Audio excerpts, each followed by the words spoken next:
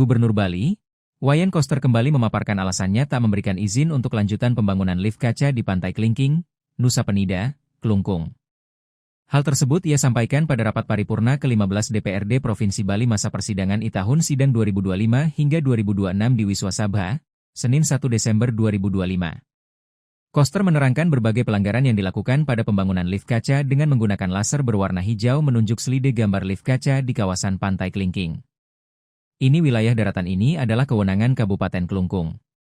Tebing ke bawah bukan wilayah kewenangan Kabupaten Klungkung. Turun ke bawah di dasar, ini adalah tanah negara di bagian C, yang punya kewenangan adalah pusat dan provinsi. Pusat bisa mendelegasikan kepada provinsi. Kewenangan perizinan Kabupaten Klungkung ada di darat.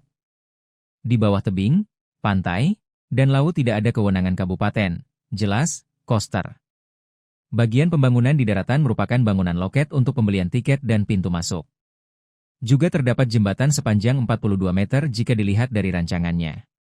Kemudian lift kaca tersebut bangunannya terpisah dari daratan yang di dalamnya dirancang terdapat sebuah restoran.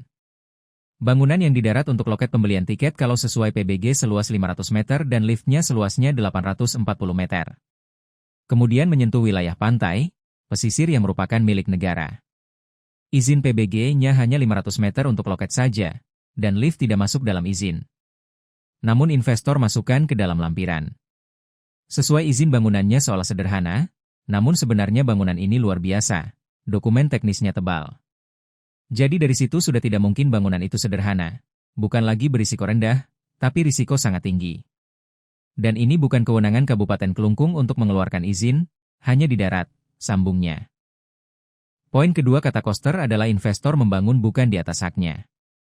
Pantai Klingking milik negara dan tidak ada rekomendasi atau izin dari siapapun baik dari pusat maupun dari provinsi. Anggarannya juga bukan 200 miliar rupiah seperti di berita, di dalam suratnya terdapat angka 60 miliar rupiah, di mana 200 miliar rupiah mencakup bangunan di tempat-tempat lain yang tidak diketahui.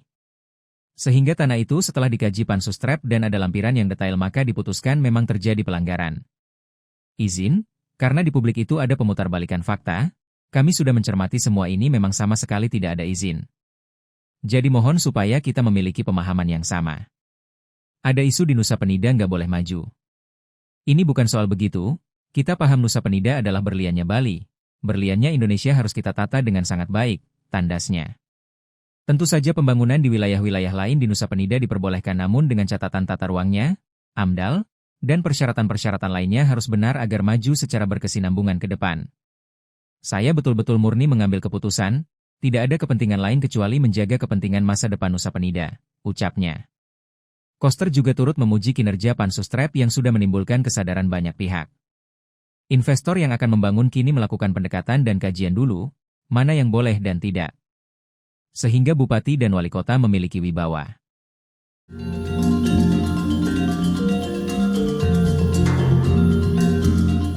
Download Tribun X sekarang, menghadirkan lokal menjadi Indonesia.